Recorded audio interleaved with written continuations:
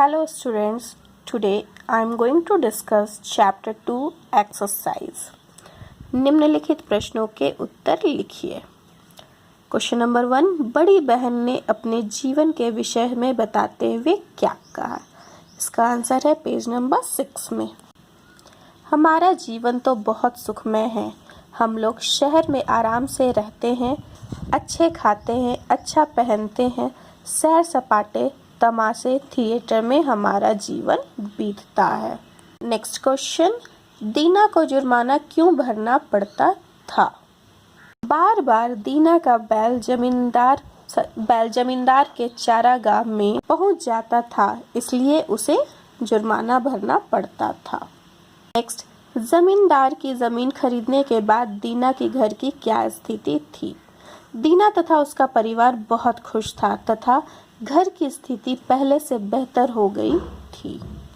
Next question, Sutlej पार बसने पर दीना के स्वभाव में क्या परिवर्तन दिखाई दिया और क्यों? सतलुज पार बसने पर दीना के स्वभाव में अनेक परिवर्तन दिखाई दिया। पहले से कई गुना खुश थे, परंतु धीरे धीरे उनकी इच्छा बढ़ने लगी तथा जमीन का लालच बढ़ने लगा।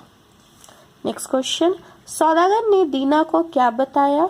सौदागर की बात से प्रभावित होकर दीना कहाँ गया और कैसे? सौदागर ने दीना को बताया कि वह नदी के पार से आ रहा है। वहाँ इतनी अधिक जमीन है कि महीनों चलते रहो फिर भी उसे नाप ना पाओ। सौदागर की बात से प्रभावित होकर दीना जमीन खरीदने के लिए सौदागर के बताए हुए जगह पर चला गया। कैसे गया? अपने एक मित्र के साथ वहां गया। कहानी के किस भाग से पता चलता है कि दीना जमीन का लालची था और उसी लालच ने उसकी जान ले ली? जब वह कोलों के सरदार की शर्त मान लेता है, उसी भाग से यह पता चलता है कि दीना लालची था और उस जमीन के खातिर ही उसकी जान भी गई। सही उत्तर चुनिए। छोटी बहन का पति एक किसान था। दोनों बहनों की बातें कौन सुन रहा था? दीना। अदालत में दीना की दी गई अर्जी के कारण किसे जुर्माना भरना पड़ा? किसानों को। सरदार ने निशानी के रूप में जमीन पर क्या रखा? अपने सिर की टोपी। दीना के साथी ने किसके लिए कब्र खोदी? मृत दीना के लिए। शब्द ज्ञान, विलोम शब्द पर सही का चिन्ह लगाइए। आमदनी, खर्च, जीवन, मरण, बचपन, बुढ़ापा, जमीन, आसमान। निम्न इन शब्दों को पढ़िए। पर, उप, प्र, इन शब्दों से उपसर्ग बनाने हैं। इन शब्दों का उपसर्ग के रूप में प्रयोग कर नए शब्द बनाने हैं। पर, परमाणु, परलोक, परदेश। उप, उपकार, उपयोग, उपयोगिता। प्र, प्रयोग, प्रयोगशाला, प्रकार। नेक्स्ट क्वेश्चन नंबर ग, इन शब्दों के 3 पर्यायवाची शब्द लिखिए।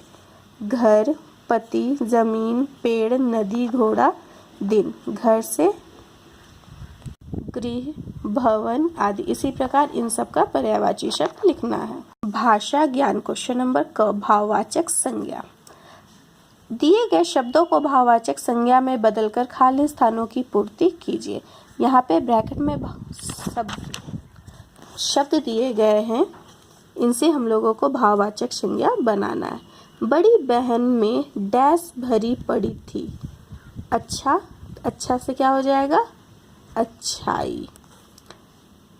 दीना पेड़ की डैश देखकर दंग रह गया। ऊंचा का भाववाचक संज्ञा ऊंचाई। उसके पड़ोसी उससे डैश करने लगे। ईर्ष्यालु का ईर्ष्या। उसे फिर भी डैश ना मिली। संतुष्ट यानी संतुष्टि। किसान के जीवन में बहुत डैश था। सुखी, सुख। लहलहाती फसल देखकर उसका मन डैश से भर उठा। प्रसन्न का प्रसन्नता। क्वेश्चन नंबर ख, आप सब जानते हैं कि शब्दों से एक अथवा अनेक का बोध वचन के रूप में जाना जाता है। वचन के दो रूप होते, एक वचन तथा बहुवचन। जैसे बहन बहनें, हवा हवाएं, खुशी खुशियां, बोली बोलियां। हिंदी भाषा में ऐसे बहुत से शब्द हैं जो या तो हमेशा एक वचन के रूप में प्रयोग होते हैं या हमेशा बहुवचन के रूप में। नीचे दिए गए शब्दों में इसी तरह के कुछ शब्द आपस में घुल मिल गए हैं। इन्हें छांटकर सही स्तंभ में लिखिए। यहाँ पे दो अलग अलग बॉक्स दिए गए हैं, जिसमें से सदा एक वचन में प्रयोग होने वाले शब्द तथा सदा बहुवचन में प्रयोग होने वाले शब्द को अलग अलग छांटकर लिखना है। सदा एक वचन में प्रयोग होने वाले शब्द पानी, वर्षा, घी, आकाश, समाचार। बाकी के जो शब्द है वो सदा बहुवचन में प्रयोग होने वाले में लिख लीजिएगा।